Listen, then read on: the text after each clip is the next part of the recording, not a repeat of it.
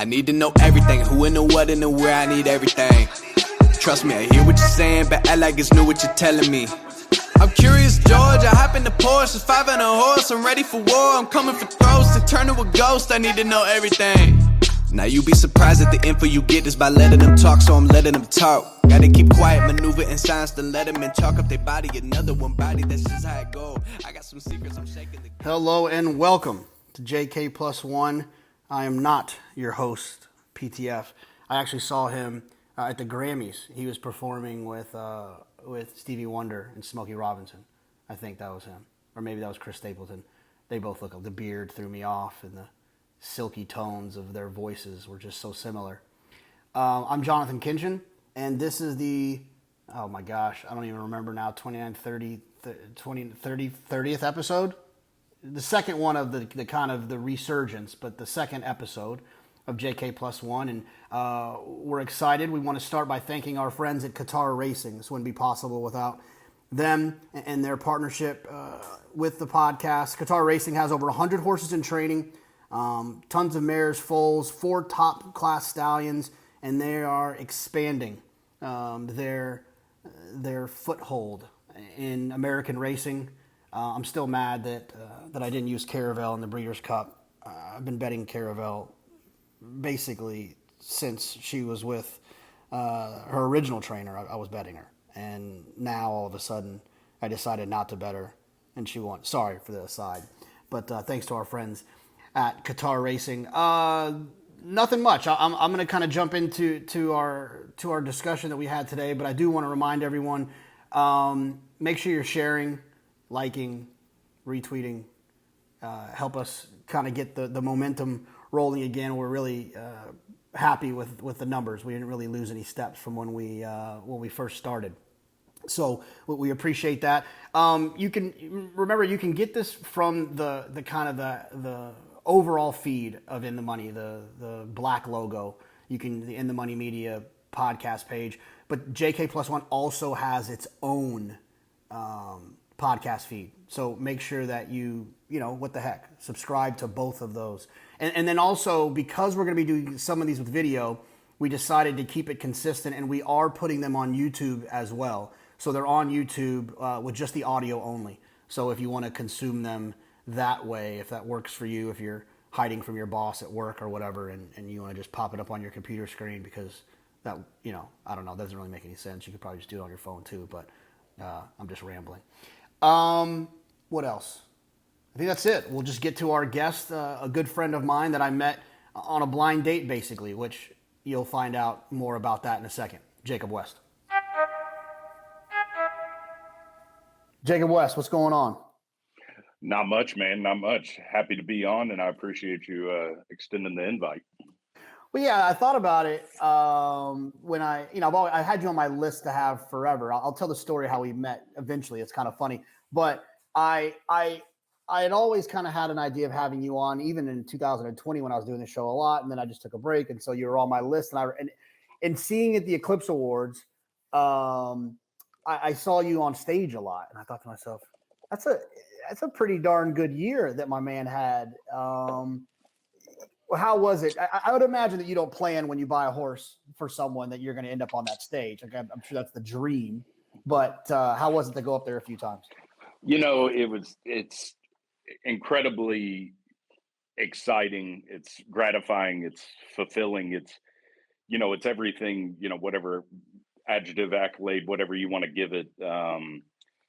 It's, because like the way I view a lot of what we do in this business is, as agents, we're spending other people's money, right?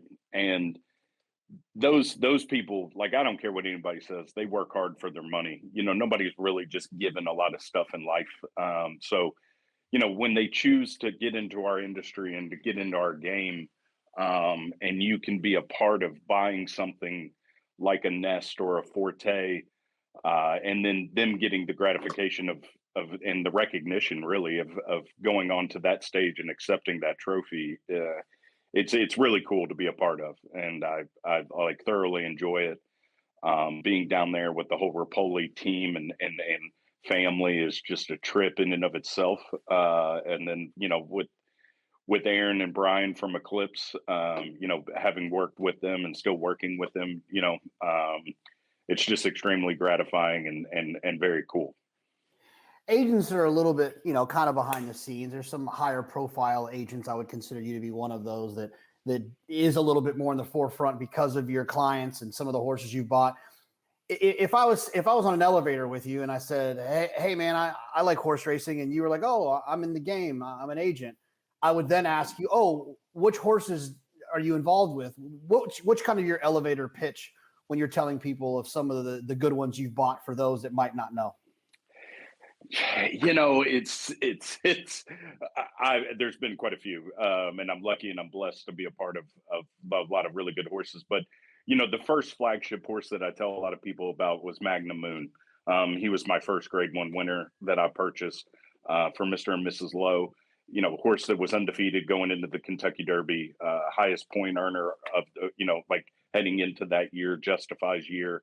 Broke his maiden, won that allowance, won the Rebel, won the Arkansas Derby, and, ran in the Kentucky Derby. But he was the number one. And then we go on from there, Nest, Forte, My Prankster, Spice is Nice. Trying to think of really what else.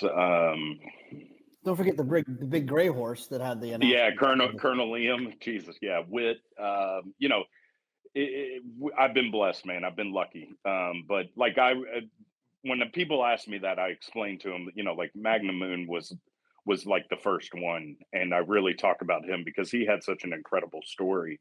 A lot of stuff that a lot of people don't really know about behind the scenes, that happened to him, and I tell them about that, and I'm very, very proud of that horse and what all he was able to achieve.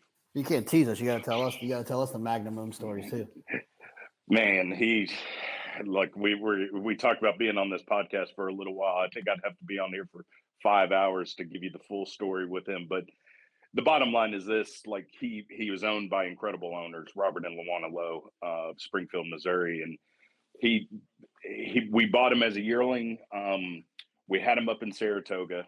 He was up there as a 2-year-old. He was a May foal, and he showed a ton of ability, a ton of talent, and he was breezing up there, and he just came up with just like some roundness in an ankle. Nothing that was, x-rays and scans and all that stuff. Nothing showed anything. And basically Todd said, look, I think this is a really, really nice horse. I don't want to just keep pressing on with him and going on with him. So let's do right by the horse and send him, back to my dad's and cool him out and bring him back at his own pace. And that's what we did. And Mr. and Mrs. Lowe are just incredibly patient owners. They've been in the game for a long time. They understand the ups and downs. I mean, they weren't ready for what ended up happening with him. But once Todd got him back down at Palm Beach Downs, I mean, he just started breezing and just set himself apart. But that same year, Vino Rosso was in that crop. Audible was in that crop. There was like some really heavy hitters for Todd. And we were one of the heavy hitters, and so when he started coming around, Todd, like really, if you speak Todd Pletcher language, like when he's high on a horse, and he was giving us every indication that that's what it was going to be. The horse goes out first time out as a 3-year-old. We had to wait. I think it was like 11 days after, January 1st type thing. So he had turned 3 and he made his start, and he had an incredible going away fashion, maiden special weight race, and did it very, very well. And then Todd was very conservative with his next start, goes to Tampa, wins very impressively, gets named a TDN Rising Star. He was like a 10th off the track record. And Luis Saez rode him that day, left Gulfstream to go up to Tampa to ride him because he wanted to stay with the horse. And if he would have just pushed the button on him, he would have set a track record. He was literally a 10th off of it in an allowance and a 1X there. He comes out of that. Mr. and Mrs. Lowe are longtime supporters of Oaklawn Park. They love racing at Oaklawn. So Todd just said, look, let's point to the Rebel. And that's what we did. So he goes into the Rebel. I think he was second choice behind Solomini there. Wins the Rebel in his third start at their home track, a race that they've dreamed of winning.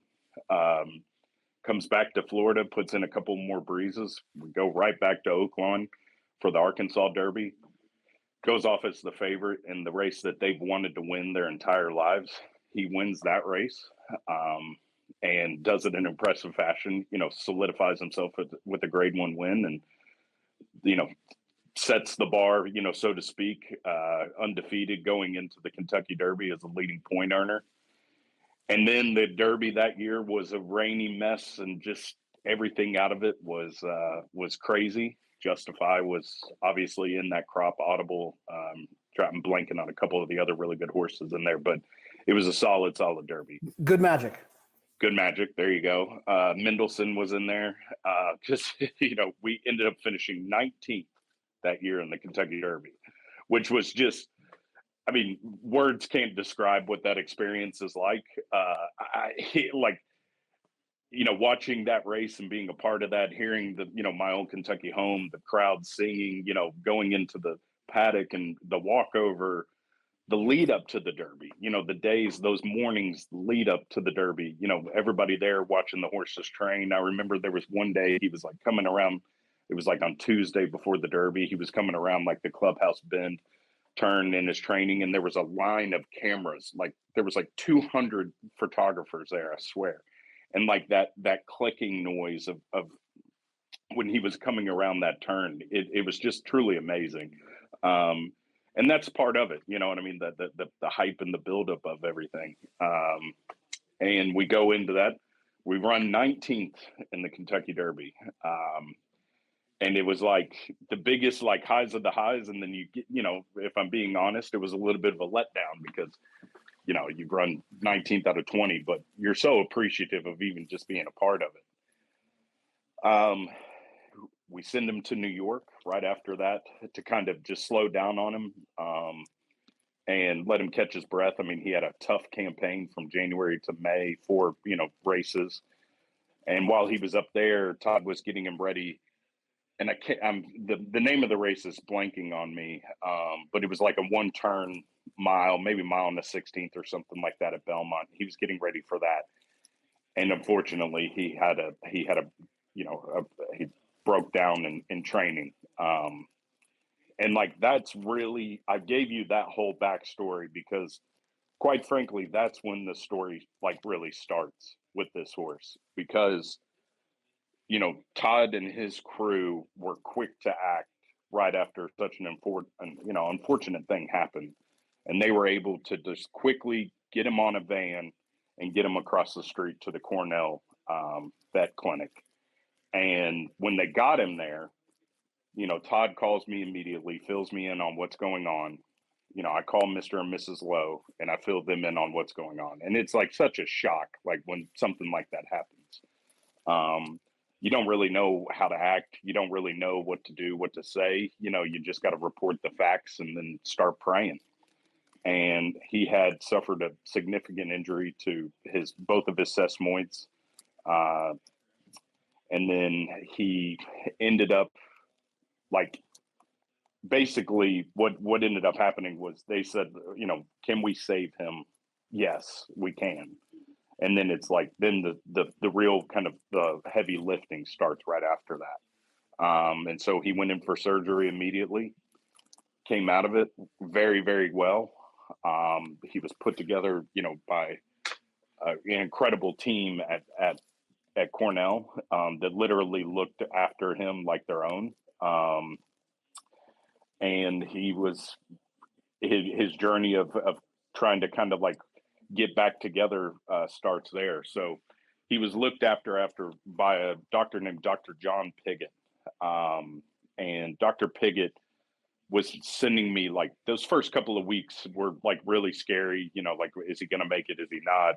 How does the blood flow work, et cetera, et cetera. You learn so much in those kind of like trying things, but Mr. and Mrs. Lowe, the way they handled that whole scenario was just unbelievable. It was a true testament to like how they are, because I really do think if it's anybody else, they immediately just pull the plug up, don't give them a chance, like, let's get out of here.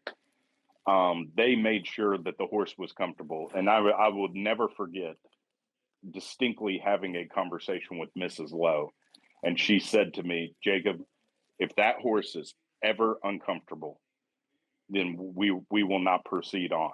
But as long as he's showing a will to live, then we'll do everything we can necessary to give him that fighting chance. And that's exactly what they did.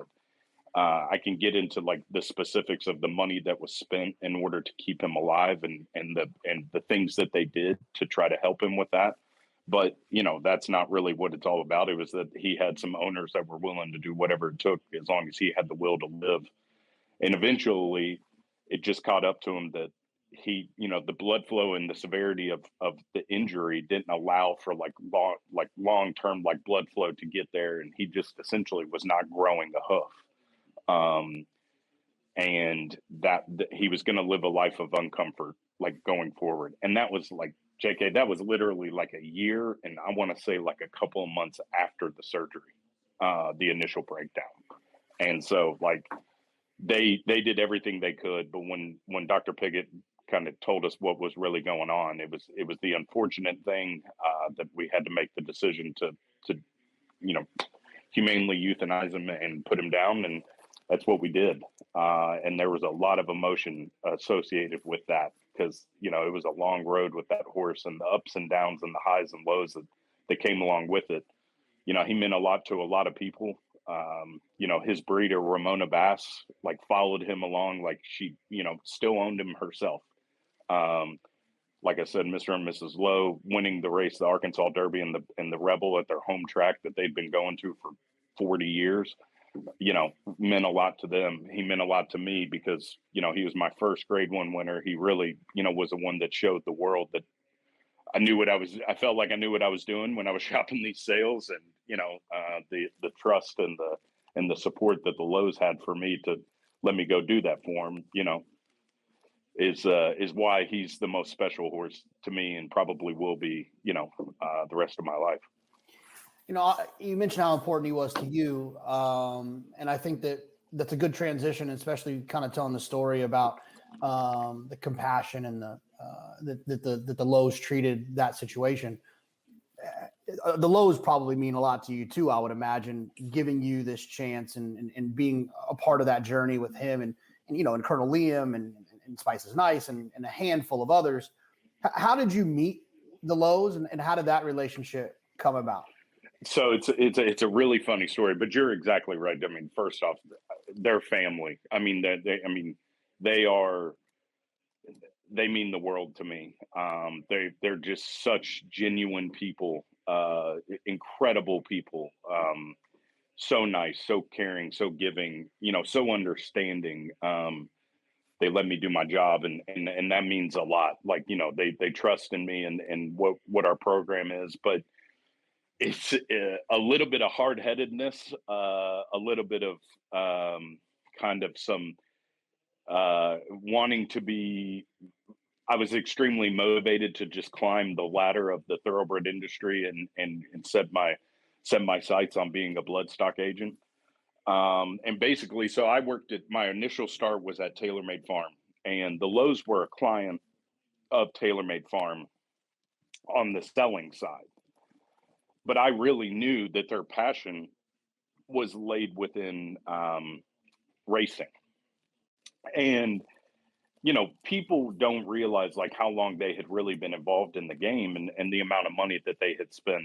And they're very loyal people and very dedicated to, the game with who they've come into it with a trainer named Danny Pites, and they had an agent named Tom McCrocklin. And so they had been involved in the game, spent plenty of money over the years and had relatively good success. But, I feel like, we've been able to adjust on some things and improve some things since then. But when I was at TaylorMade, we were known as, which they still are, they're the best in the world at selling horse flesh. There's nobody better than them. I mean, that whole system and the farm and the brothers and everything, that was what they did. They sold horses for other people. They provided a service for them. And the Lowe's did that a little bit. They go out every year to Springfield to their farm and go through the yearlings and we would pick out the best ones and sell them and go on from there. But quite frankly, and I'm not speaking out of school here, the financial status of Mr. and Mrs. Lowe, selling horses didn't get them excited. Quite frankly speaking, they did not care. And I kept saying to Mark Taylor, I think we're utilizing Mr. and Mrs. Lowe wrong. I think we should be, approaching them about building a little bit of like a racing stable.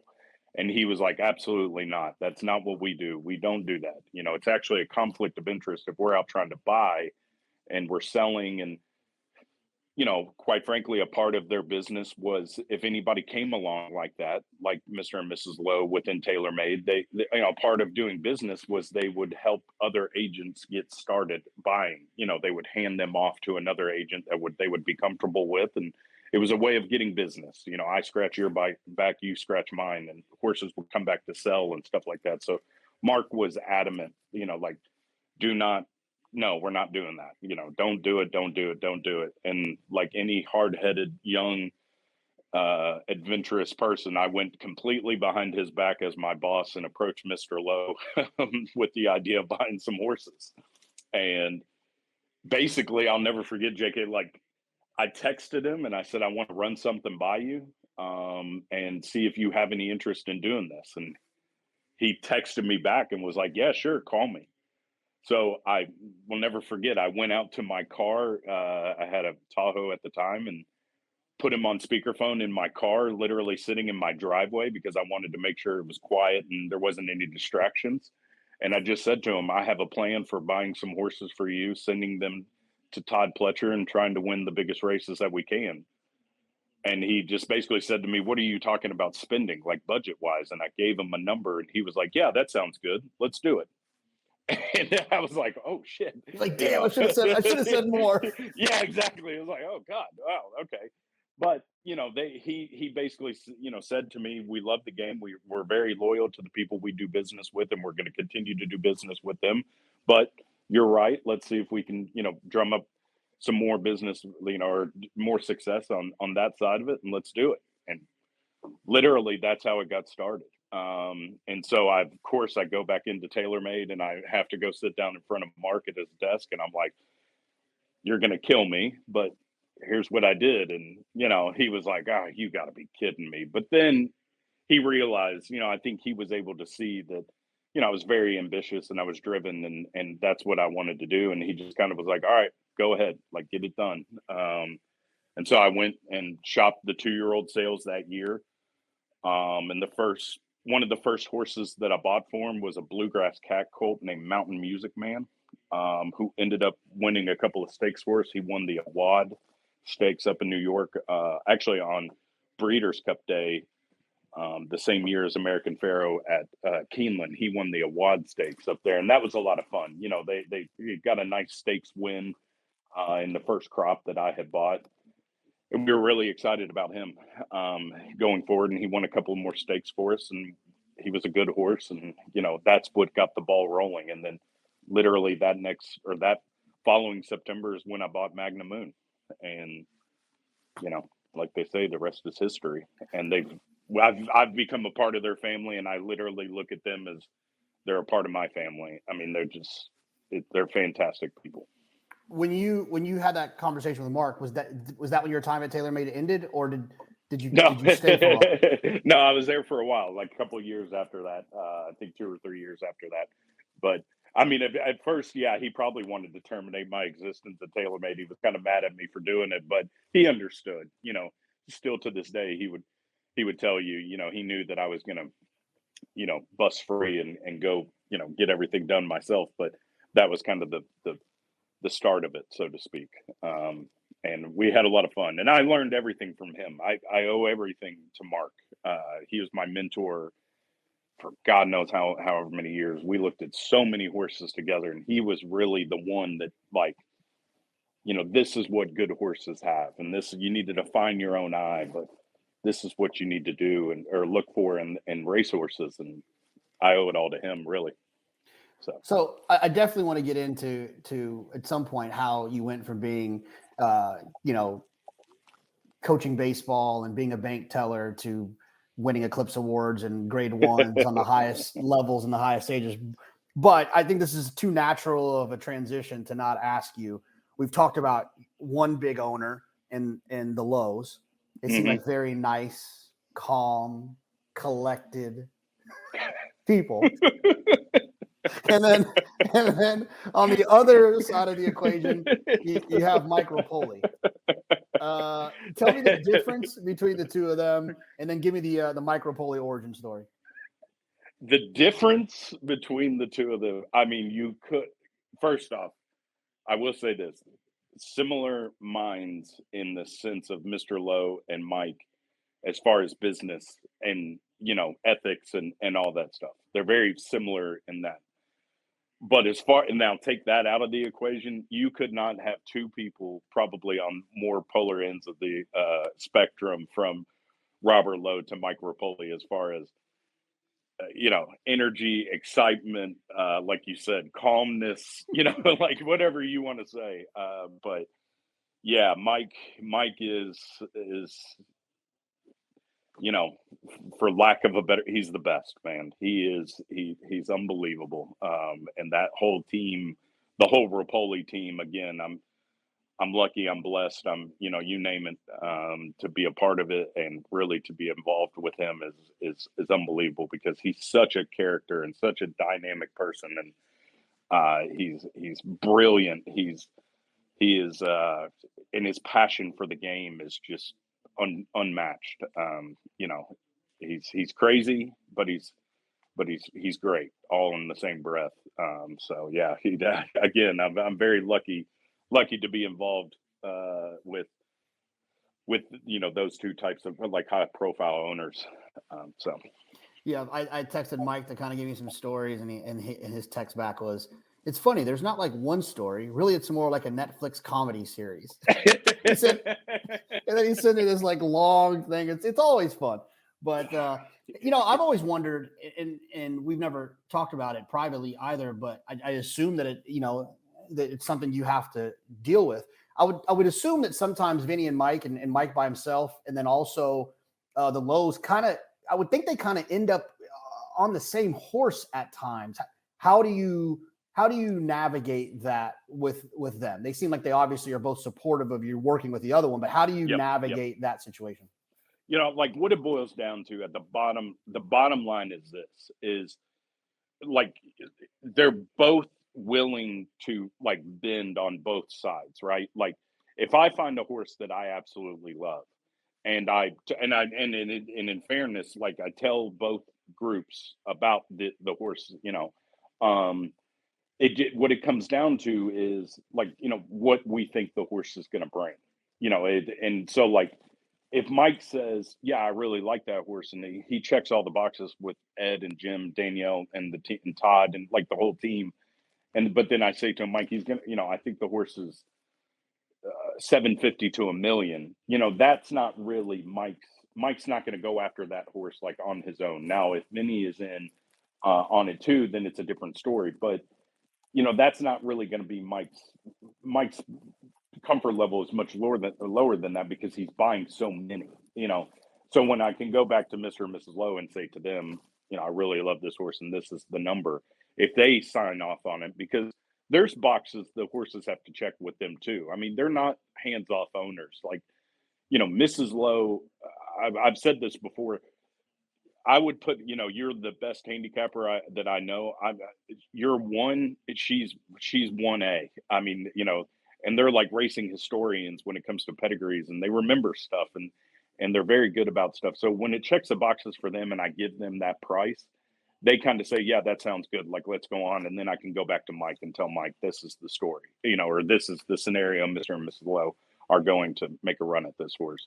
And I'm telling you, 10 out of 10 times, he says, that's great. Like, good luck, best of luck, have at it, go get them type thing. And vice versa. I can tell Mr. Lowe, I really like this horse, but Mike's and the team are very involved in it. And he'll just say to me, sounds great. Best of luck to Mike and let's go on. Now, what happened last September is we had one horse that I did appraise for a lot of money, and the whole team did, Mike's side and them, and we ended up partnering on the horse. And that that was literally the first partnership that Mr. and Mrs. Lowe have like ever done. So when Mike's involved, it could either be the greatest thing that's ever happened or it could crash and burn. There's no telling what's going to happen. But he's so lucky that everything he touches turns to gold. That we're hopeful that we bought the next champion. So Yeah, but it's funny, like talking to him, and I've gotten to become friendly with him, and you know how it is. You're gonna laugh, but when you become friendly with Mike, when you see him, you better not have anywhere to go. Yep. Because once he starts talking to you, he gets very engaged, and like the conversation could literally go on for an hour. After Breeders' Cup, after he had a day that I'm sure he wasn't happy about when Ness got beat, I saw him in the lobby at the hotel, and I was my fiance and my family and my friends are all at Jeff Ruby, and I was an hour and a half late to dinner because Mike and I started talking. And I couldn't. And it's not that I wanted to walk away, but you can't, because he's so engaging and he's so and he's not talking at you. He talks with you.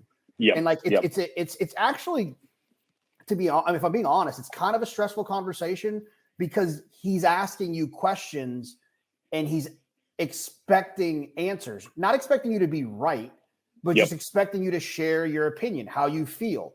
Who do you think are the 5 best people on TV? Oh, well, I don't know. Who do you, and it's like, I don't, it's like you don't have time to try to be politically correct. You have to just answer the question. I don't know. This person sucks. That person's awesome. Like whatever. Yeah. and we just kind of got stuck in a conversation with him. So I did, it's just funny thinking when you call, I can just imagine it, just, getting to meet Mr. Lowe and like seeing his demeanor.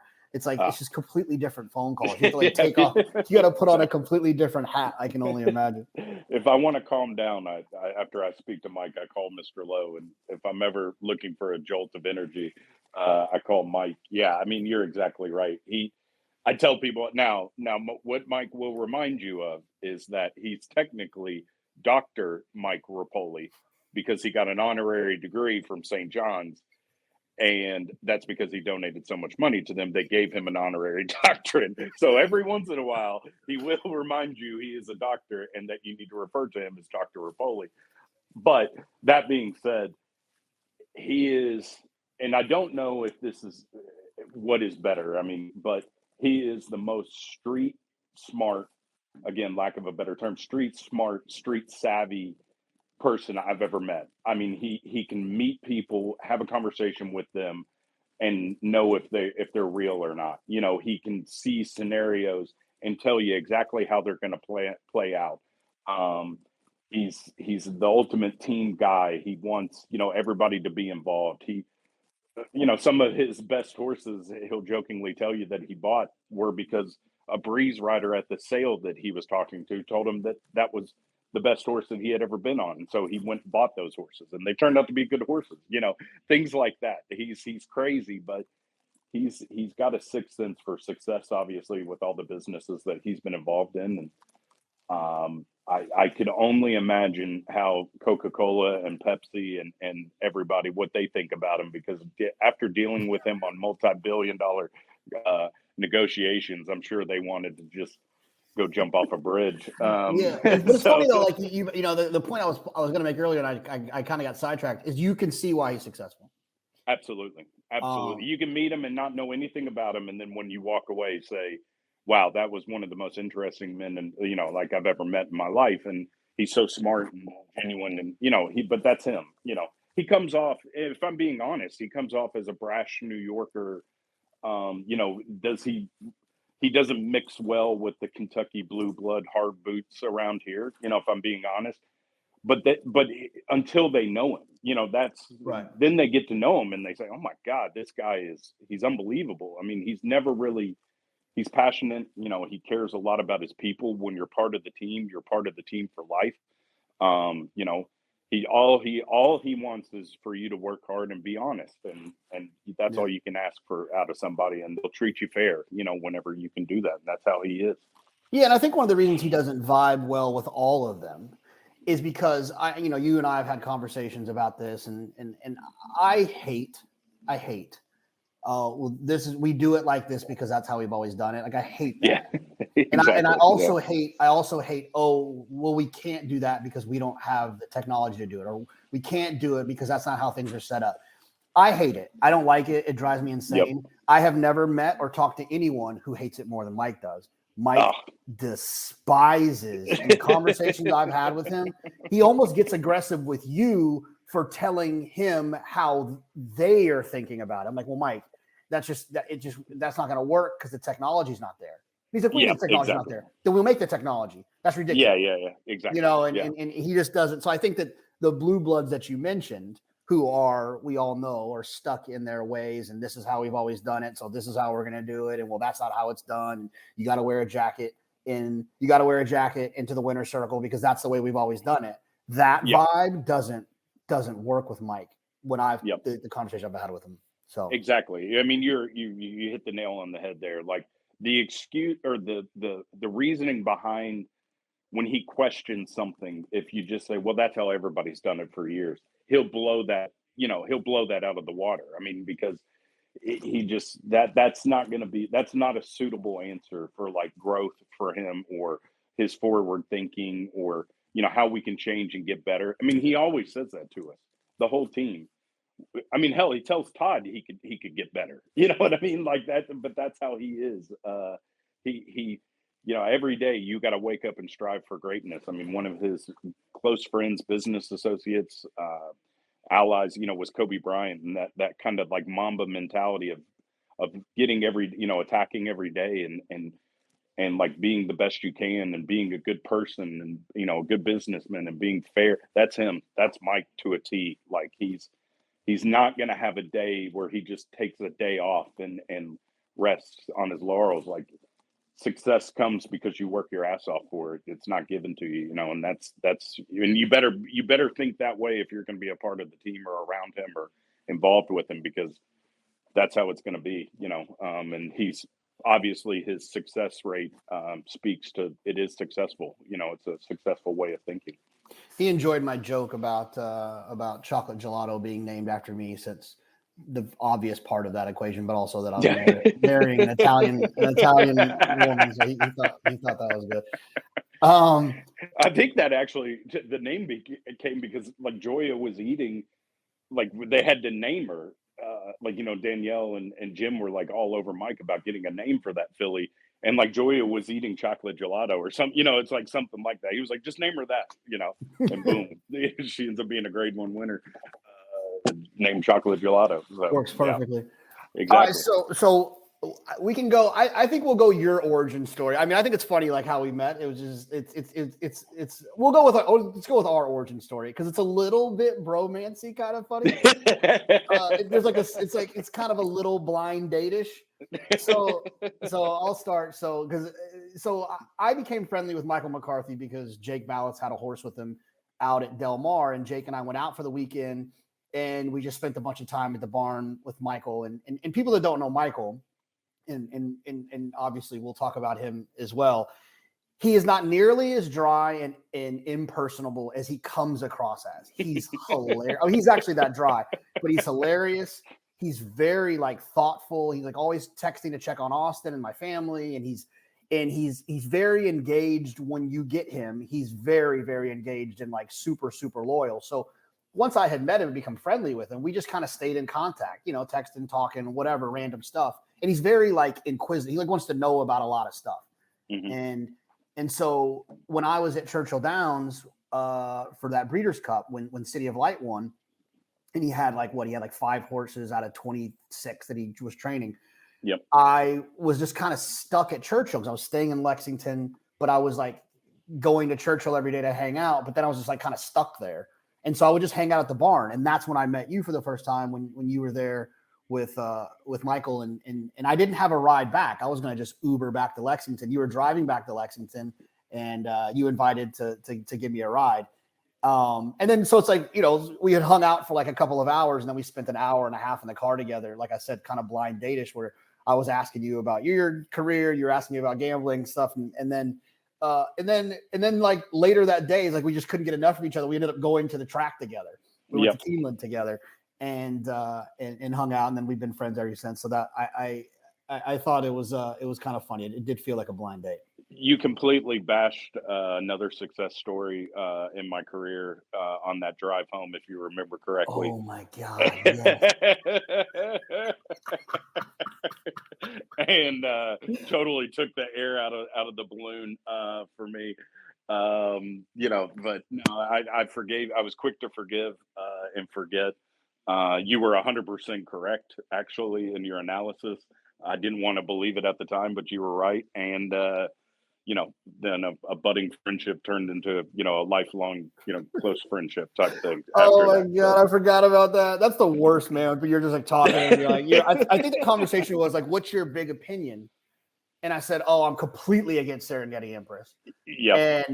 And because you bred the horse, right? Correct. Well, yeah. So bought the mare for $5,000 or whatever it was. Ended up breeding her on a share that was owned between some family at the time. And we bred her, and we bred the mare, and we tried to sell her carrying her. Didn't work. Ended up buying her back, brought her back, got a alternation filly out of this mare, Havisham, and then we sold the package, the mare back in full to alternation because we bred her back on our share, and the filly that ended up being Serengeti Empress back that following November. And then the rest is history. She was bought as a foal from us and then resold as a yearling. And Tom Amos ended up getting his hands on her and went in the Kentucky Oaks with her. And she was an incredible filly. But yeah, it was from my brain that whole thing was hatched. And then I get in the car and I'm like, yeah, I'm picking your brain, trying to say and you just totally rake her across the coals. She's got no shot, and you just kind of looked at me and I was like, well, I bred her. And you're like, oh, shit. Yeah. Sorry, man. We're not even out of Louisville yet. I got another hour. And I wanted to pull over and just drop you off on the side of I-75 after that, but I left it alone. So that horse got me in a lot of trouble, man. There's that one, and then obviously I got hooked into that. So that was before the juvenile fillies when she was beat by that Chapman filly. Jaywalk, yeah. Jaywalk, yeah. And so I played doubles in. I think it was into Newspaper of Record. So that worked out. I had a good BCBC until I tried to beat what's that horse's name for Sadler that won the Accelerate. Yeah, Accelerate. Yeah. So I was right then, and then I kind of just because I was right then, I guess I just kind of fell in love with this idea that she wasn't that good. So she beat me on Oaks Day when I was riding with Burnick back to Lexington. The drive back to Lexington has cost me a lot. Driving back to Lexington, and I made the bet after I don't care. I'll say it on the show. It was an Oaks Day, so I had already drank like 17 lilies. I was probably drunk, and Burnick was talking about how because he had bet her, and I said she'll never win another Grade 1, and he said how much do you want to bet? And I don't know why. I don't know why I was feeling myself. I was like, I made a dollar amount wager than was significantly more than any money I had any access to at that time. I was like, yeah, whatever. She'll never win another Grade 1. And then I became friends with Tom Amos, so I had to secretly root him down every time she ran. And then she finally won she finally won her Grade 1 at Saratoga, that really impressive one where she was down on the rail in that speed duel. And it's funny because it was Travers Day. And so we had the Big Fox show on Travers. And so, it's a little bit more of a nerve-wracking day for the Big Fox show just because it's on network television. It's not like it's just on FS2 or FS1. There's a little bit more pressure from the staff and all the people that are involved. And so, you're trying to get your mind right. You got to be tight with your talking points. You can't really ramble on. You got to be tight because it's just a tighter show. So I'm already a little bit nervous. And I'm betting that day, and I get beat by her in a pick 6, and I lose the bet to Burnick, and I just start pouring sweat because that's what happens when I lose. I sweat, I start pouring sweat.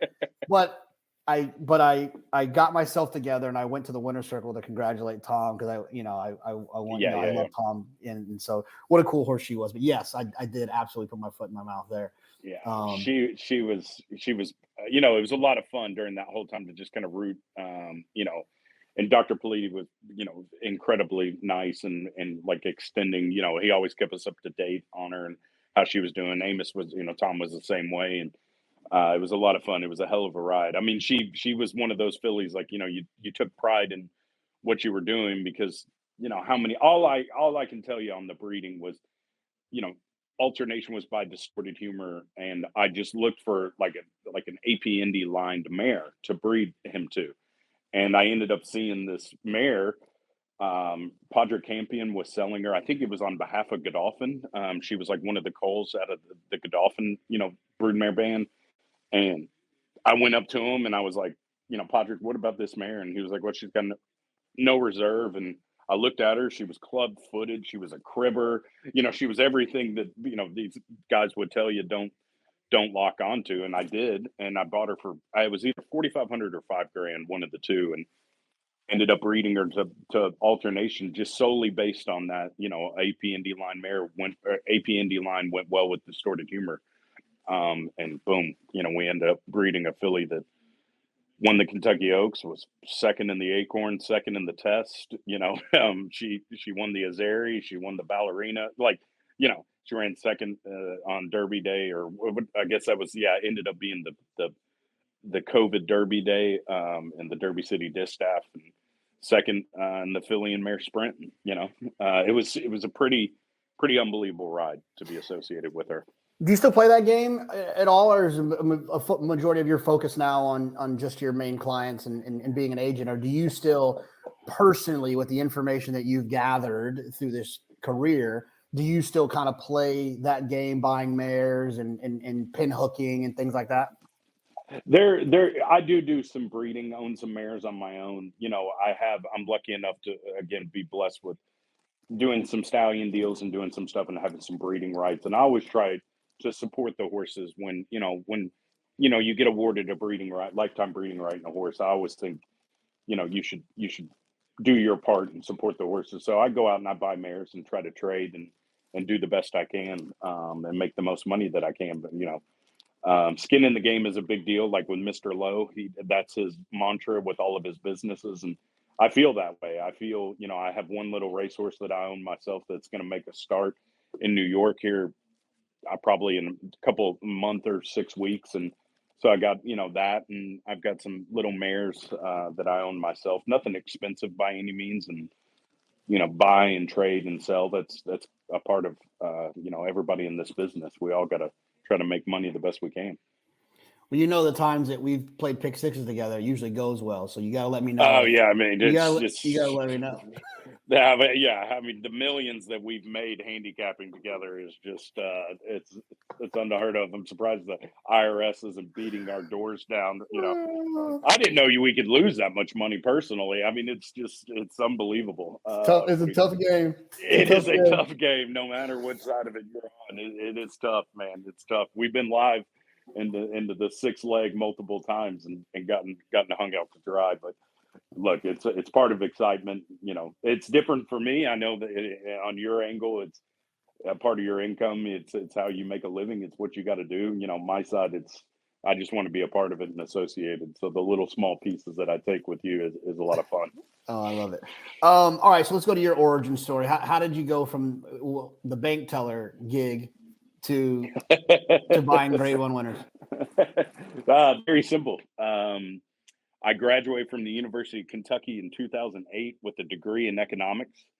All through school at the University of Kentucky, I coached baseball. I was a big baseball guy my whole life, played my whole life. And I got into coaching my freshman year. When I moved to Lexington, I got into coaching my freshman year of college.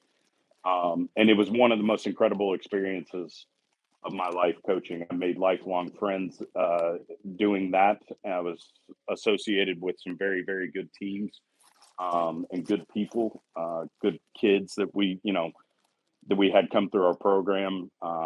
And Lexington baseball is actually a very, very, it's the depth pool here in Lexington is very, very strong.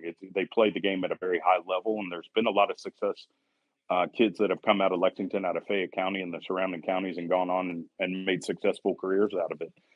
So it was a lot of fun to be associated with that. But I was coaching all through college. Graduated in, like I said, in 2008, right in the middle of the economic downturn. So, uh, you know, there was no jobs. There were no jobs. Like it was unbelievable. I don't know if you really remember that 2007, 2008. But there were just nobody was hiring. They were laying off, and the housing market had crashed.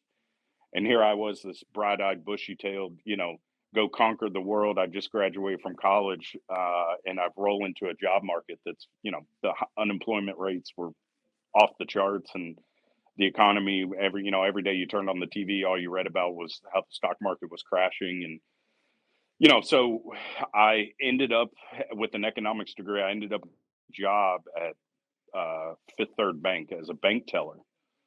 And man, it was awful. It was terrible. Like all along my whole life, I followed horse racing, but like I never looked at it as like a career, right? I just, my whole life growing up as a kid, I would watch the Derby. I tell everybody, there's 3 times I can guarantee you that Kathy West, my mother, is going to cry, and that's in the post parade of the Derby, the Preakness, and the Belmont. She gets emotional watching it, and she loves it. And my whole life, I just remember watching the Breeders' Cup and following horse racing. Western Kentucky, we're not known for horse racing by any means, and we're 4 hours away.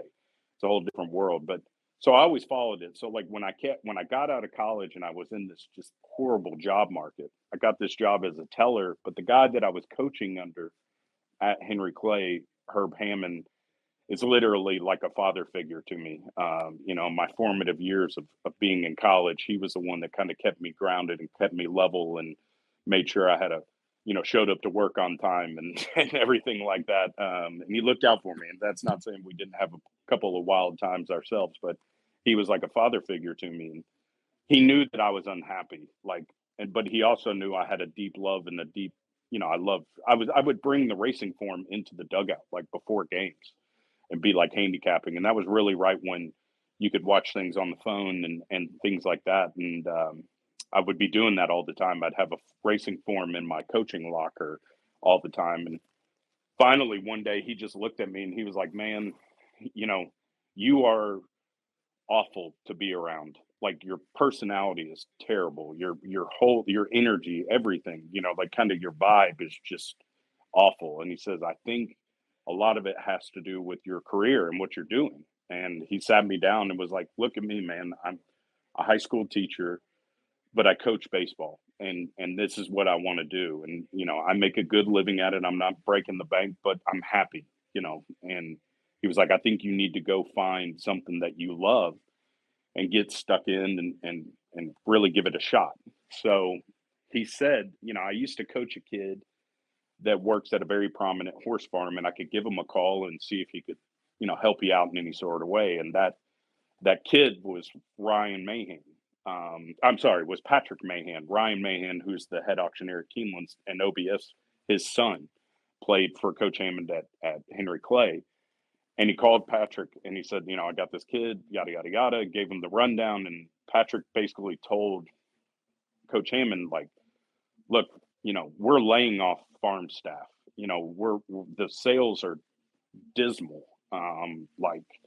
It's absolutely terrible. Like you don't want to, this is an industry that's as down as it could possibly be down.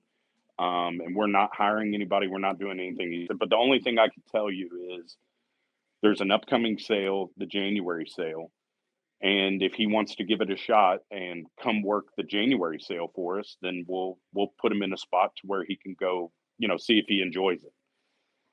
And Coach Hammond got back to me, and then I actually met with Patrick after a practice. He came over to the facility and kind of gave me the rundown of what TaylorMade was. And I was like, yeah, man, let's give it a shot. Let's do it. So I went back to the bank and I actually requested vacation and got some vacation days, and then went and worked the January sale of 2009. And it was, I believe, the worst sale on record. I can distinctly remember being in there at that sale and watching horses go through the ring, and there was like multiple no bids. Um, it was absolutely terrible. The economy was just falling, and the horse industry was right there with it. But the second I walked into that barn to be a groom, I knew that that's what I wanted to do. Like I'd found my calling type thing, you know? And I went back to the bank after the January sale. Oh, it was also, people remember, it was the coldest sale on history or on date because that was the year of the polar vortex that we had in Kentucky. And it was freezing, JK. Like it was, it was awful. I mean, the sales were terrible and the weather was awful. But like I said, I found my calling and I went back to, or when I was at the sale, Frank Taylor came to me and he said, "You know, you're a hardworking guy. Yada yada. Tell me your story." And I said, "Well, I graduated from the University of Kentucky and college graduate, and I really love this. And if I could ever get a job at the farm, you know, I'd love to do something associated with horses." And he basically said to me, "You know, you're a college graduate. I can tell you're driven. We're not hiring, but let me see if we can work something out and put you on the farm." And that's what he did. He came back to me by the end of the sale and was like, "Look, we'll give you a shot. You know, you're going to have to start out at the bottom and work your way up." And so I went back to the bank and I put in my 2 week notice. And when I did with my manager, something I'll never forget, he literally looked at me and was like, "Man, you don't need to put in a 2 week notice. Like you can just count out your drawer and get out of here." I was like, "All right, sounds good." And that's what I did. I just went back in there, counted out my drawer, balanced it out, and boom, out the door I went. And it was the best decision I've ever made in my life. And I walked into a 30 stall Baron mare barn starting out at the bottom over at TaylorMade, and the rest is history. I literally started. There's nothing in this industry that anybody can say that they've done that I haven't done. I started out at the bottom and just kept my nose to the grindstone and made a lot of sacrifices along the way, and here we are. One part of your story that I learned, like I feel like it was this summer, maybe it was last summer, probably this summer. We were sitting at dinner at Salivo with Chad Brown, and Yeah. I had no idea that you worked for Chad for a small period of time. Yeah. So I always tell people I worked for Chad Brown before Chad Brown became Chad Brown. Um, you know, Chad at that time had like 30. No, he would have probably had two barns at Palm Meadows. You know, like an overflow barn from the main barn. And Duncan Taylor said, if you want to go work on the racetrack, there's this, you know, at the time he was calling Chad a kid. There's this kid that's coming up through the ranks, and I think he's going to be very successful one day. And you know, you should go down there and kind of build a relationship with him and do it. And that's what I did. I went down to Palm Meadows and lived in one of the assistant dorms down there and worked for Chad. And you know, looking back on it, we had so many good horses that like ended up becoming good horses, like, you know, down the road. But at that time, a lot of them were like maidens and maybe had broke their maiden or, you know, something like that. But it was really an incredible like learning experience because I think as he was like really growing and like getting success, I was like in there and kind of riding the wave with him. And it was a blast. I had a lot of fun working for him. You know, and we'll talk a little bit about your relationship, your close relationship with Michael McCarthy and also with Todd Pletcher. You know, you throw in Baffert and Brad Cox, and I think you have the five best trainers in the country, right? Yeah. I don't. If I'm forgetting someone, my bad. But I think that you take those five guys, and I don't. You know, I'm not really sure you need too many other trainers to in that conversation. Yep. What were some of the things that maybe that they all had in common, or some of the things that you find that they individually do different? You know, between Todd and Mike and Chad. Well, I mean, I think number one, care for the horse. You know, Todd has people who have worked for him since he opened up the doors, you know, and hung the first TAP shingle. You know, grooms and hot walkers and foremen and assistants, and you go down the list, office staff. But it boils down to like, you know, his love and care for the horse is number one. So success gets driven, off of that.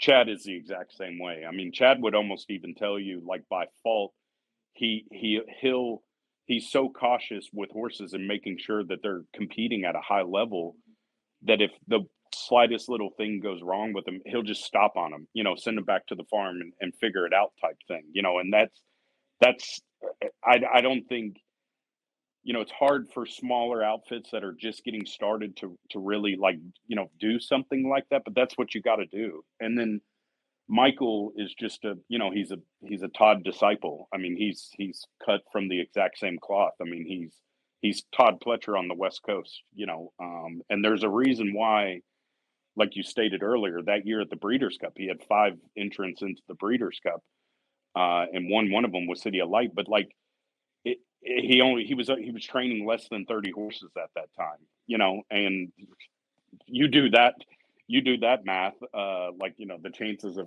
having, competing that small of horses and having that many horses in our championship weekend of racing. There's a reason behind that. But number one is just care for the horse. And then the second part of that is care for your staff. They, like I said, Chad and Todd and Michael all have people that, the second that they hung their first shingle up, they've been with them and they will stay with them until that shingle gets taken down, and they love their staff and they take care of the people around them. And then probably the third part is relationship with owners.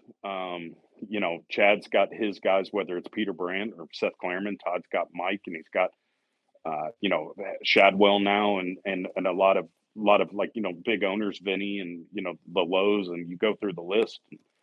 And Michael would be the same way with, Mr. Warren, who owns City of Light, and a handful of other guys that have sent him some horses. And, he trains horses for one of the guys that he trains for is a guy named Jim Daniel, who's one of the greatest human beings that's ever walked the face of this earth. And that guy was Michael's father-in-law's best friend. And unfortunately, Aaron's, father passed away, and Michael's been able to keep that friendship with Mr. Daniel going and through that. And he was, in Eclipse Thoroughbreds, Aaron was like the first person to literally send Michael a horse, and he still has horses with him that, again, compete at a high level over a number of years. And I think those are the three main things. It's, care for the horse, number one, care for your staff, number two, and care for the owners, and look out for the owner's best interest, number three. And those three things will add to they're a recipe for success. So on Todd sent me a couple of good stories to get you to tell. He said, ask him about the second course serving at a Gainesway party that he mistook for a too small entree. So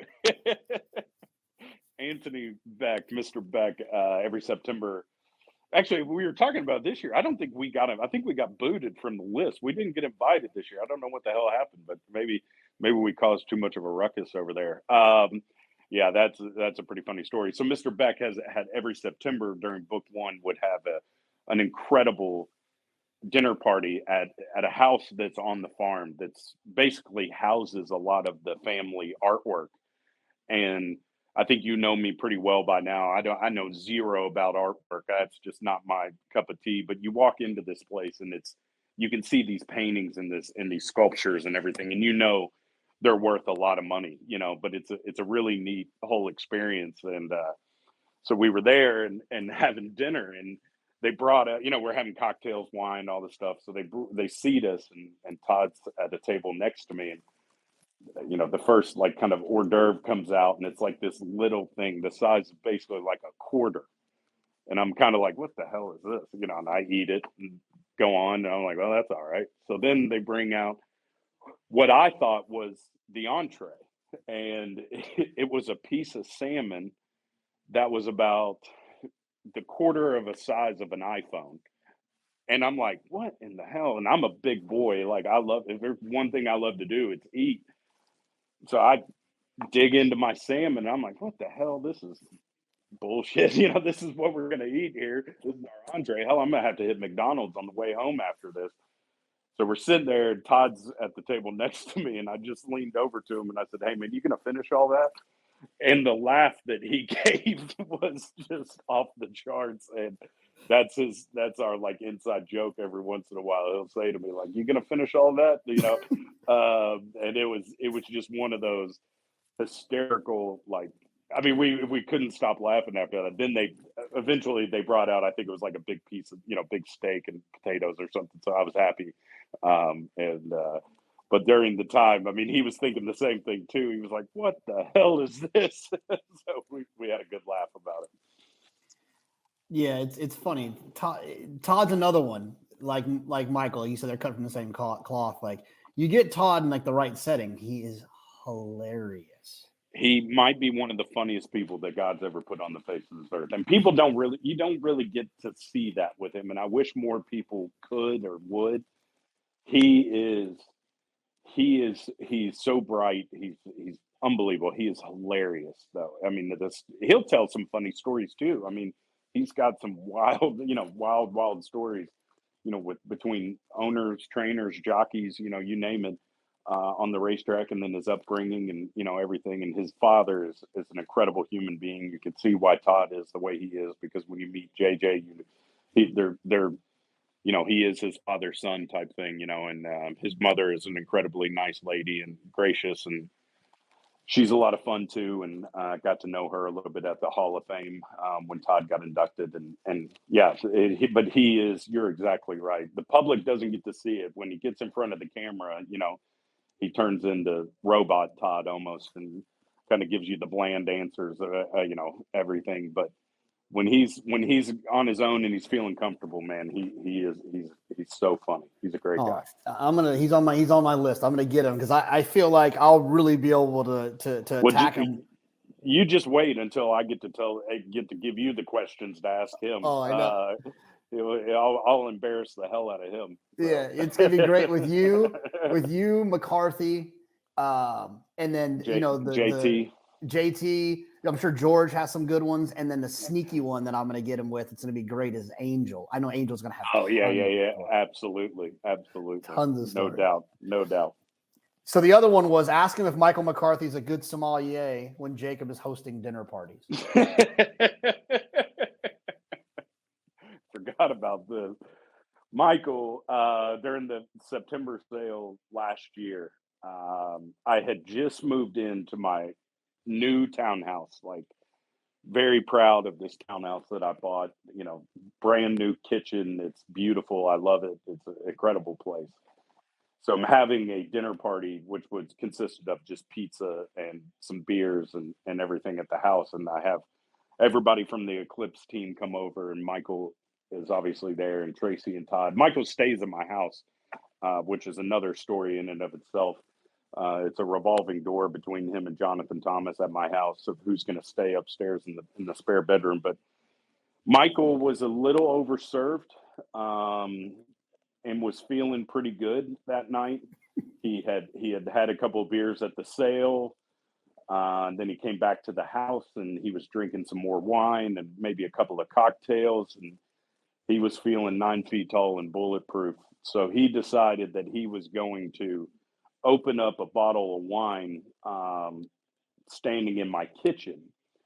And it was a Magnum bottle of wine, red wine. And it was a big bottle. And he goes to open it. And when he opens it and pulls the cork out, the bottle somehow slips out of his hand.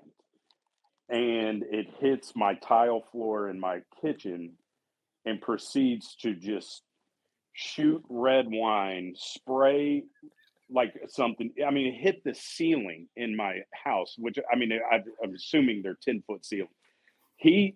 This wine, the wine splatter, it looked like a murder scene or something. I mean, it was, and I just moved into this place, like literally not even a month before. Had been in there for a couple of weeks, and he totally paints the walls in red wine and just stands there. I mean, if you know Michael, this happens, and he just like looks at me and he's like, "What happened?" I'm like, "What happened? You just dumped a whole gallon of red wine in my freaking house." And luckily, Tracy Pletcher and Kelsey Marshall were there to clean everything up for us. And but still to this day, this is God's honest truth. Like a month ago, my girlfriend Margaret was at my house and she was pulling something out of the dryer. And she said to me, "What is this on the door frame?" And like 5 feet, 6 feet away from where Michael was standing when he dropped the bottle of wine, there were two red like specks on the door frame. And I said, "That's more wine from Michael McCarthy's disaster in my kitchen." I mean, it was unlike anything you've ever seen before. And somehow, like the bottle didn't shatter, and he just literally picked up the bottle and like poured a glass of wine and like looked at me and was like, "Oops," and then just went back to my living room and like sat down like nothing had happened. And here's poor me and Kelsey and Mrs. Pletcher on our hands and knees cleaning up red wine. And yeah, Todd got a big, and Jonathan and Aaron got a big kick out of that. They loved every second of that, seeing that go down. So he's the best. He's the best. That's funny. He feels the same about you. I thought he was going to give me some real gasoline and McCarthy. And when I asked him if he had any stories, he just told this nice, sweet story. He said, "I don't really have any good stories. I can tell you this though. I was at the Preakness with Rombauer. Jacob was down the road at Timonium inspecting 2-year-olds, going to dinner with a friend when the race was going off. When we hit the wire in front, he said he had to make his way to Pimlico, which is about 30 minutes away, to congratulate us. Very cool. I had nobody to really enjoy it with.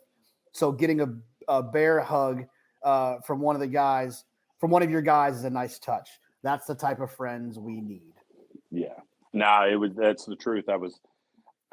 Quite frankly, I didn't think Rombauer had a shot in the Preakness, so I didn't want to stay there all day and watch the races. I mean, but and so I left and went to dinner, and we had the races on my phone now, obviously, and kind of like going down the backside, I was like, "Man, this horse is traveling good." And I knew Aaron and Stella weren't there with Michael, and Michael was going to meet me the next day to go to the sales grounds and go over some 2-year-olds at the Timonium sale. And so anyway, so I'm like, this horse is traveling like really good. Oh my God. And then when they kind of turned for home, you saw him make that move.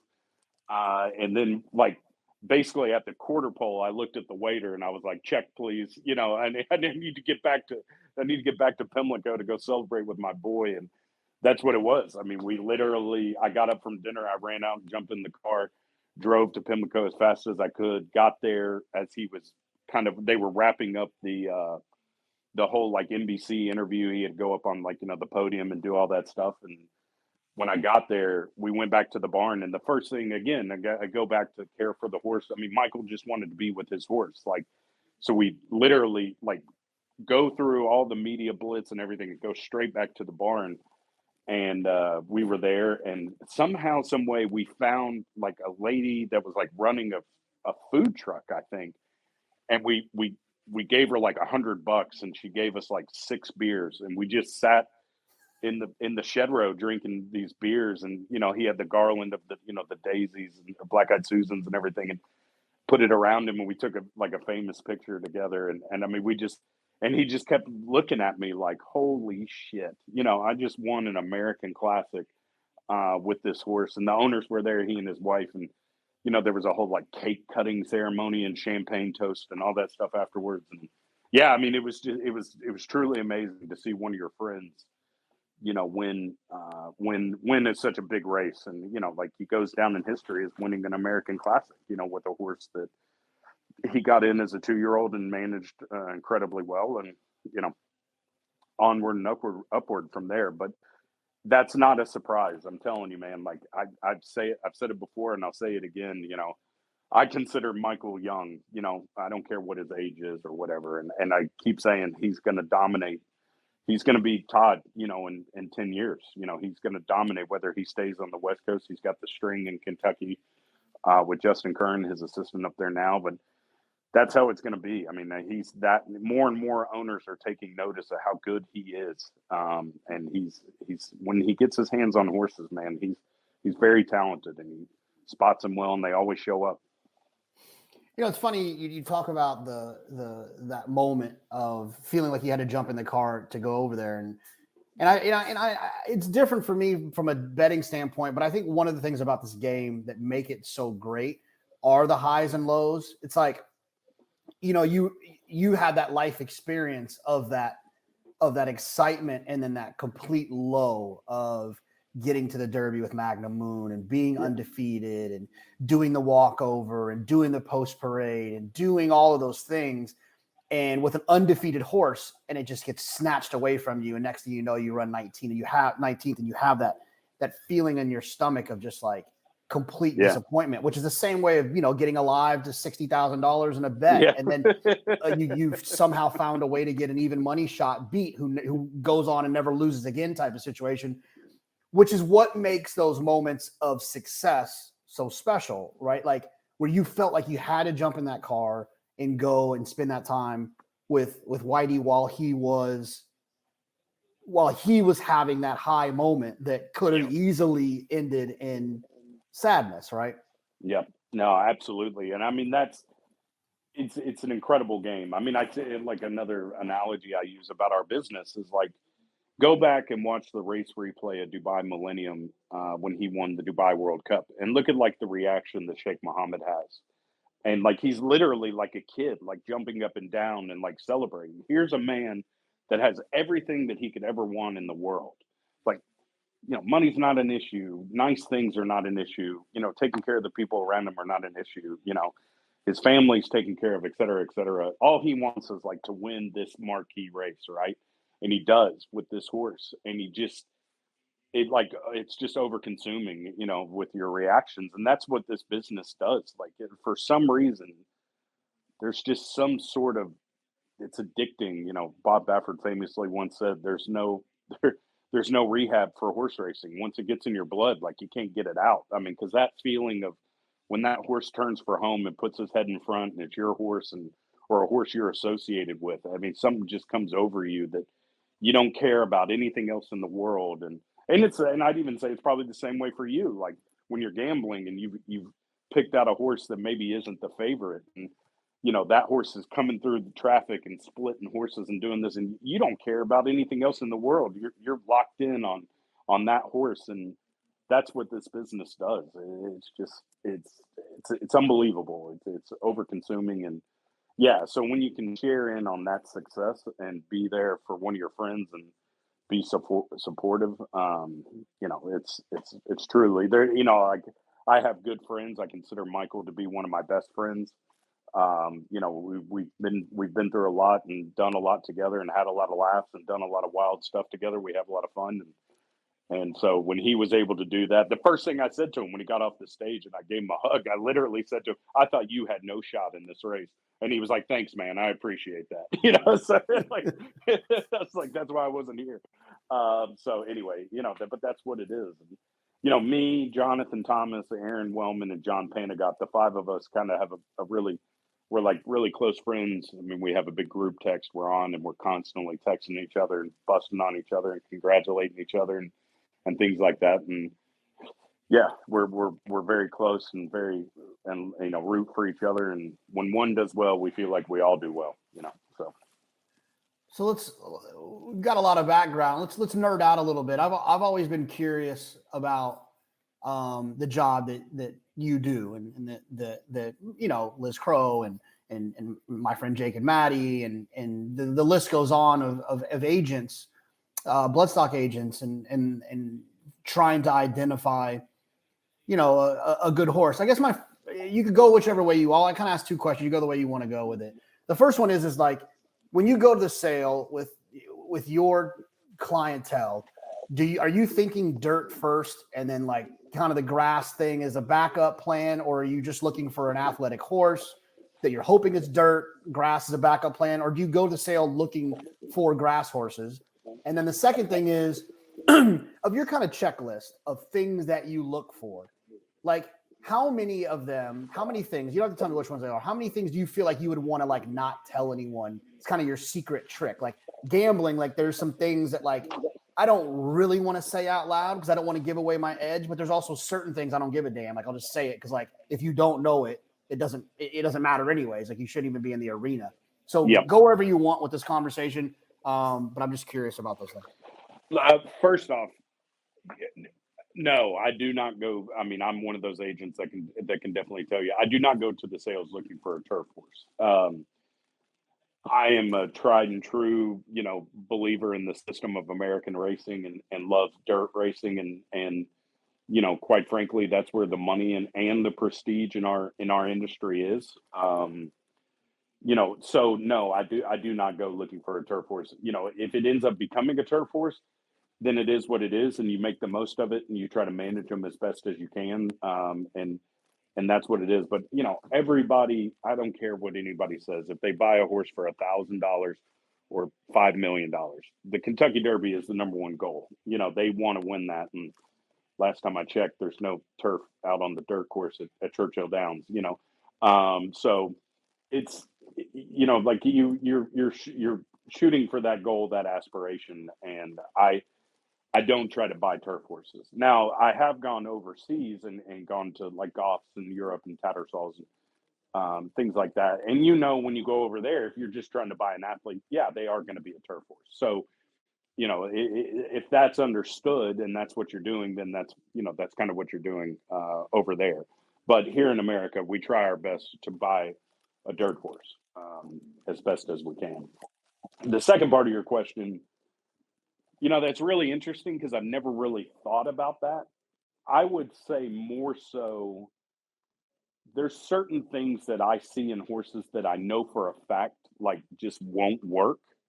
Like, certain kind of uh, confirmation qualities, I guess, so to speak, of the horse that I just know won't work. And I see, that might be a really good looking horse and he might have X, Y, and Z, but he's got this one issue that I know for a fact, like, because I've been burned on it. I've seen other people be burned on it, and the horse will go in there and bring a lot of money, and it's my opinion that horse won't go on and do what they're supposed to. So I don't really have anything that I like look for that I'm like, oh, yes, each one of my go-to horses that I've ever been associated with have this. I would say they don't have certain things, if that makes sense. And I'm pretty quick to like judge a horse, like when they come walking out of the stall, and they get to me if I'm gonna like it. There are certain things that I look for, and when they have those things, I get pretty excited about them and go from there. Do you have any like superstitions, or any like kind of funny biases that you're like, like I mean, I'm sure I could come up with. Oh, I got an example. Like I have a personal bias against like an owner. Like I just can't root for their horses. You know what I'm saying? Like, Yeah, I know what you're saying. Yeah, yeah. do you have any weird ones where like they kind of catch you off guard, or like do you? I don't know, not like a gray horse because obviously you bought Colonel Liam, but like, is there anything that you just kind of quirky No, about your? I know what you're saying. Yeah, like, well, first off, I would answer that question. I'm a baseball player by nature, so we're all incredibly superstitious. I still put my left sock on first before I put my right sock on. I put my right leg in a pant leg like before I put my left one in, because whenever I was pitching, I did that, and I always felt like when I did it in that routine, I always pitched well. There's, stupid things like that go into this brain of mine. But yeah, no, I mean, there's definitely, things that I mean, like, you kind of, I would say along the same lines of like, oh, there's like owners that you don't root for. Yeah, there's some certain stallions out there that I'm like, oh God, I could never buy one of those, and for particular reasons. But I do try to like not even really pay a lot of attention to the pedigree. I try to buy the physical and then worry about the pedigree later. I always say that's Ed Rosen's job. It's not my job. So yeah, there. I mean, I would have some superstitions towards certain. I will tell you, there's one particular family that's very prominent in the horse business, and I've had zero luck with it. And whenever I see it on a catalog page after I'm looking at a horse, I'm just like, all right, put this thing away. I'm not buying it. Like it. So yeah, there's that there's that whole thing with that. And so I do have little kind of quirks about that. I would say. So one of the when I worked Timonium sale, like doing that video with phasing that I bugged you about to do some Yeah, interviews yeah. and stuff. One of the things that was really funny that I picked up on were some of like the inner workings of the sales game, which I think are hilarious. But like Are you at a point in your career now, and I would imagine that you are, so you don't have to feel like you're not being humble. Do you hide the horses you're pulling out? Do you kind of maybe go pull out a horse that's a barn over and look at the horse that you really want at the distance and kind of ignore the one that's in front of you? You at that point in your career where you don't really want people to know you're on a horse? I've done that before. Like you go to a consignment, and if they have 10 horses, you pull out 3 of them, but knowing that you're really there to really look at one of them and trying to like stay consistent in how long you like look at them, or how many walks you give them, or whatever, so they don't like pick up on like, oh, he's on this horse or he loves it, or like somebody used to always say, well, Sheikh Muhammad's like on a horse when he walks up and he rubs and he touches its head or something like that. You're like, oh, whatever. Like there's certain tells that I think people have, and you got to play it a little close to the chest. I am very like private about like discussing the horses that I do like. I really don't like to like discuss that, because I just don't want other people to know who I'm really interested in. And I keep that pretty close to my chest. You can't reveal all your cards type thing. Yeah. So like for the uninitiated, like why? I guess like why is that? What's the consequence of expressing your interest in a horse to a consigner? Or I mean, obviously we know what it is with other agents, because then they might get the idea, oh, Jacob West is on this horse. Oh, no. Yeah. I mean, but what about the consigners? I mean, it's kind of a dark side of the game to a certain extent, but it's all fair. It's all fair because you can kind of get caught. But is it because you're nervous to get run up when they know that maybe? Yeah, I mean, yeah, exactly. I would say that's what it is. I mean, at the end of the day, or you don't want them setting a very high reserve and making you go spend your whole limit, on that horse. Yeah, I would say that's the number one thing. But also like on the flip side of that, like Mike always says to me, like, oh, like he always has me get the reserves, like from people, from the consigners. And his whole like, I always tell Mike, I'm like, why do we do this? Because then we're basically just telling them we're on the horse. And he's like, yeah, but those people don't know what our limit is, like what we would go to. And I'm like, yeah, I can totally see that. So he wants to know the reserve on every horse, and it is true. Like there's sometimes they give us the reserve, and Mike just says to him, okay, we're not bidding on that horse. Like move on to the next one. So it saves you a little bit of time, especially in like a sale like September where it's like go go go, and also like you have an idea of like what they think of the horse too. And we've had horses that we were willing to give fortunes for, right? And the reserves 49,000, and we buy the horse for 150 or 100 or something, and vice versa. I can think of a couple of different instances this September where, okay, we think this horse is worth 250, and 750,000 later we're signing the ticket. So it's an ever moving game with us and with a lot of people in general. But yeah, I mean, it's a little bit of a tell, but at the end of the day, like Mike says, they don't know what we're willing to give for the horse. So, Is it socially acceptable, or is it like asking a woman her age? Like, are you allowed to ask? Or is it like kind of weird when you do it? No, you're allowed to ask. And I mean, Mike's whole thing is like, they better tell us the truth, because if they lied to us, that's my, again, I think it's just that Mike's Italian heritage and kind of that mindset. And it should be for everybody, but I'm just saying, for him in particular, if he catches you lying, you're dead. Like that's just how he is. He's honest with everybody and doesn't skirt around any issues. He's brutally honest in some cases. And in these instances, he wants you to be honest. And so like, there nobody's really, do they probably tell us the total truth? No. Like if the reserves 100, they probably tell us that the reserve's 79 or something like that. You know what I mean? So you'll bid in there and know that they got you once it goes past 80. But they're they're looking out for themselves just like Mike is looking out for himself. So kind of makes sense, to be fair. Like I feel like it probably allows you and the team to have a better plan. Like, yeah, 100%.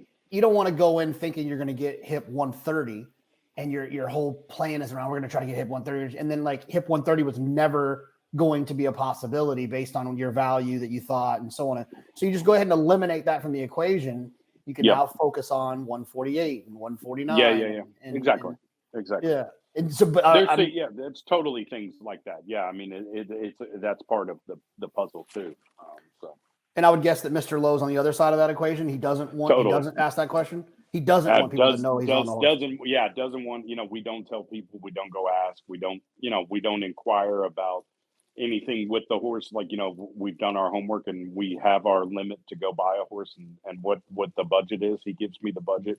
Early on, he used to be on the phone with me with certain ones, but now it's just kind of like, hey, go do your thing and let me know if we get it, type thing.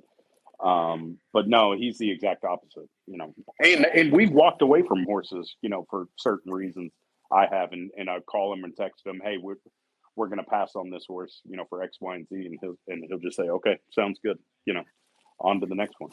Yeah. So that was another thing I was going to ask you is like, I thought that was kind of interesting too. Like the who am I bidding against game? Yeah. Do you? Oh, Mike always wants to know that. Mike always wants who are we bidding against?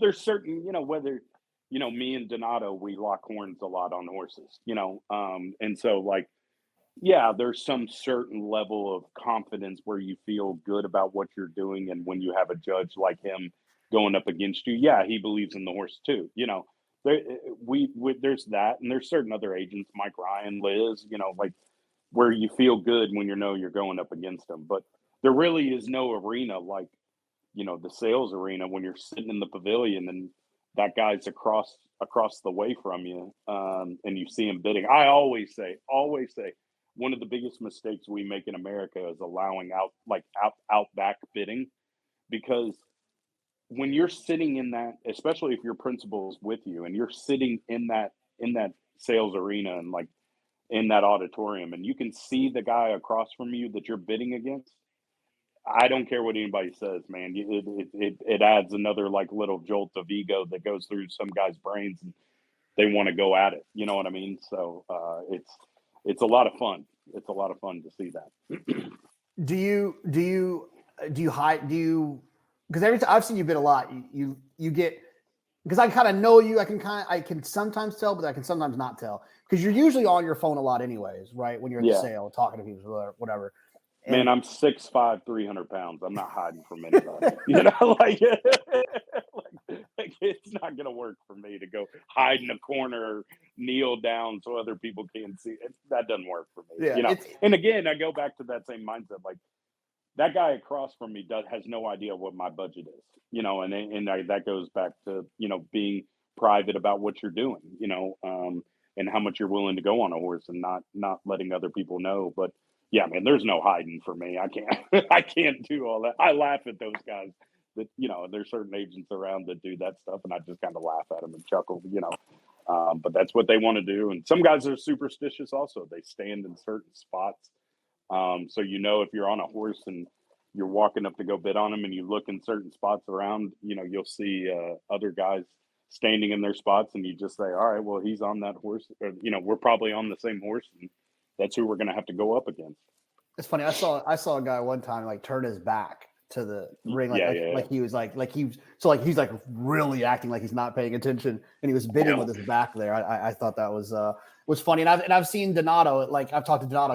I think he tries to hide a little bit. Oh yeah, and I mean he definitely does. But again, it's no secret where Donato bids from a lot of times. Now with like online bidding or over the phone bidding at certain, with certain sales companies, it's a little bit different, because people can hide. But again, when you're getting to a certain level on particular horses like colts that have good stallion pedigrees and are good athletes, you have a pretty good idea like who you're going to be bidding against when you walk in there. So whether somebody's bidding over the phone or bidding online or doing whatever, you have a pretty good idea of who you're going up against. And we try to be very good at putting a value on the horses before they walk into the ring and sticking to that value.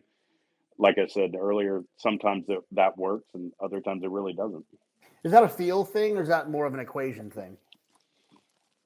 I mean, with Mike, you have no idea. I always say with Mike, there's only one time specifically that I can think of right now where like we just totally went over the budget, and it was solely like ego driven. We were bidding up against another like person, and Mike was like, "Screw this, we're not going to let them buy this horse. Like, go." Just basically told me like, as long as we can see that guy bidding across us, every time he bids, you bid. And when the dust settled and the ticket was being walked out, he kind of looked at me like, "Oh shit," like we just gave a lot of money for that horse. But he always has a rhyme, like a reason to his rhyme type thing. He's pretty good about all that. So he stays very disciplined and doesn't chase. And we stay to it, stick to it pretty good. The lows are the exact same way. When they get locked on, it's no secret. We spend a lot of money on horses. When they get locked on, they're on. But like I said, we've walked away from plenty of horses or been the underbidder or done whatever, and not gotten horses.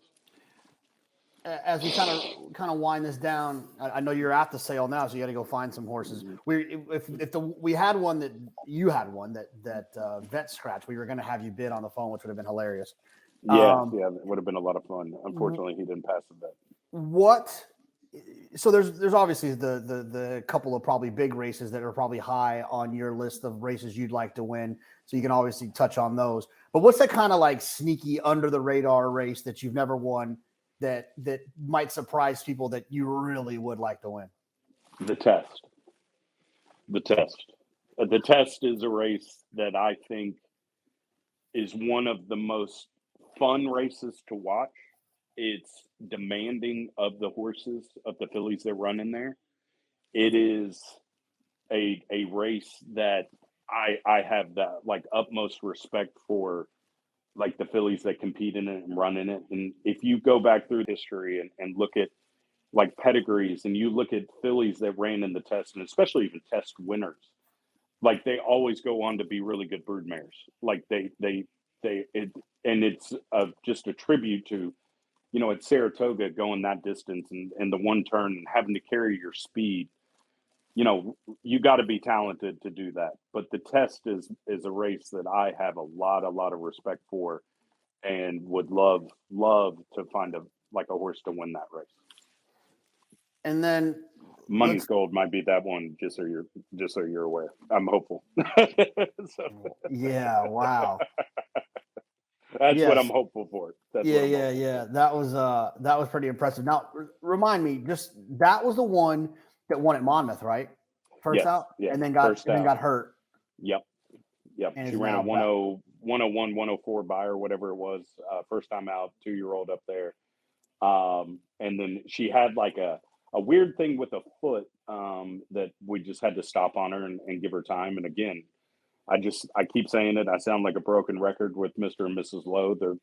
They're the most patient people in the game. And, here was a filly that just showed a ton of ability and she does what she does. She draws off and wins by 14 lengths in her maiden start at Monmouth. And, they're talking about the highs, like you feel like you're on top of the world and you have this incredibly talented filly and, she's going to go to the Schuylerville. And then, all this stuff. And we start, you circle the Breeders' Cup Juvenile Filly race and start working backwards. Here's all the fun races we can run in. And then it was like, you get that phone call from Todd like 2 days later and he's like, I always tell people, if you ever get a text early in the morning from Todd that says, call me at your earliest convenience, that's not a good text to get. That is, you do not want to make that phone call. Because he's never saying that to check and see how your day was going. He's going to report some bad news to you. So, once we got that, we just knew that there was something going on, and again, the decision was just made to stop on her, and now she's come back and And here we are. So the plan obviously in Todd's hands, but I'm assuming that you have some insight. What do you think you're gonna? What do you think? You're gonna try to do the Humana Distaff type of route? yeah, it would be something like not that. Humana Distaff. The 8 bells is what I meant to say. Yeah, the 8 bells. Yeah, I knew what you meant. I would say, Todd would, it's either that or the Devona Dale. It's it's the Any Limit Stakes or like the Devona Dale. I think he would be leaning towards the Any Limit Stakes, but he's not going to rule that out. In the short term, again, the long term, like, oh my God, goal would be the Test. Love to win that race. The Lowe's actually won the Test, like however many years ago, with a filly of theirs, and her name is Capote Bell. And that was their first grade one that they had ever won. I think if I remember correctly, that might have been Johnny's first grade one that he ever won. Maybe I don't know that off the top of my head, but they have a history with that race. And Capote Bell's gone on to, she's gone on to be a great producer, and it's a pedigree that's really filled in over the last couple of years. But it's a testament to her winning that, and I know the Lowe's would love to get back and win that race. And the other big horse we should probably talk about, because it is Derby season, Forte. Yes, sir. What's the plan there? He will go to the Fountain of Youth, and then hopefully that goes well, and Florida Derby, as a prep for the Florida Derby, and then go from there. That's kind of the idea and the plan with him. The Kentucky Derby needs Mike Repole in it. Jesus. I mean, he's been in it however many times. I can't off the top of my head tell you what the best finish he's ever had was. But yeah, could you even imagine him on NBC? Like, God, Lord, he would draw a lot of interest to the game. You can bet that, and you can guarantee that if he did win the Kentucky Derby that night, we would be drinking the best red wine that God's ever put on the face of this earth and having a lot of fun while doing it, because that's what Mike's all about, is including others and being a good partner and having fun. Jacob, I really appreciate you taking the time. This is a lot of fun, a lot of fun stories, a lot of insight, and it's always it's fun for me because I have some friends that are trainers, I have friends that are agents. It gives me things to root for that I don't have to necessarily wager on, and that always makes it a ton of fun. No, I appreciate you having me on, and I love everything you do for the game. And man, you've done an incredible job building everything up for yourself and your career. You're getting ready to make that jump with G and go get married, and excited for you with that. And happy for our friendship and blessed to be a part of everything. So yeah, man, you gotta spend some more time. You were in and out this summer. Yeah, I mean, it was up and back so many times up there, and maybe this year I will go back to getting a house up there and staying for the meet type of thing. Because God, Saratoga, it's just so much fun. It's such an incredible place, and sale time and just the racing and everything is just a blast. So yeah, I might have to do that again this year. Well, you bought so many damn horses this year, you might not have a choice. You're exactly right. Yeah. I kept reminding Mike when we were buying all these horses this September that, they don't write this many maidens in the books. And he just kept saying, don't worry about it. We'll have multiples in each maiden race. We'll be guaranteed to win all of them. So, yeah. The 1A and the 1X. Yeah, exactly. So I think there's a 3-horse limit per owner, in each race. And we will fulfill that duty, for the New York racing commissioner up there this summer. All right, Jacob, I appreciate the time, man. We'll talk soon. Thanks, man. I appreciate it. Okay, have a good one. See you. I want to thank Jacob West for taking the time. Apparently he was hiding out in a conference room at the sale. And I thought about that. It's kind of funny. I'm sure he goes and asks the powers that be at these sales for a conference room. As much money as he spends, I'm sure they get him a conference room and make sure if he needs any water or coffee or anything like that. Wish we could have seen him bid. That would have been fun, but like you said, the horse that he was interested in didn't vet. So that would have been interesting. And plus, it would have been funny because I have seen Jacob when he bids, he's always on the phone. So it was fun to talk to him about that. A lot of insight. Fun to hear the perspective of his two owners, his big owners, Mr. and Mrs. Lowe and Mike Repole, and the differences in those two, and Magnum Moon, and just some of the big horses that he's been involved with. And it's fun to hear that side of it. It's one of the sides of the game that, I probably know the least about, just because most of what I do is on the betting and the racing side of it. That kind of ownership, breeding side, such a big part and such a lot of fun to kind of dive into. I won't keep you long. I already kind of wore you out at the beginning about subscribing. Make sure you do that. Subscribe, retweet, like, share, comment. Let me know who else you want us to have on the show here this year in JK+1. I want to thank our friends at Guitar Racing again. Really looking forward to what they have coming in the coming months in the U.S. Obviously they're extremely busy overseas, but always popping up in big spots here in the United States as well. This is kind of that time where I randomly start thanking people. Thanks to PTF, Breeders' Cup Betting Challenge champion Drew, which, I've only been second. I swear I think second twice is equal to winning a championship. I'm just kidding. It's not, but maybe Drew would give me a nod there and say that it was. I want to thank everyone else on the network, Matt Bernier, Spencer. I always do this off the dome to see if I can forget anyone. Maggie, Acacia, Billy, Michelle, all the behind the scenes people. DJ Unstable helps me post these shows and edit them as well. So I want to thank him as well. And I appreciate you guys taking the time to listen, and we will be back next week. And I don't know who we're going to have, but I guess I should try to start figuring that out. Talk next week.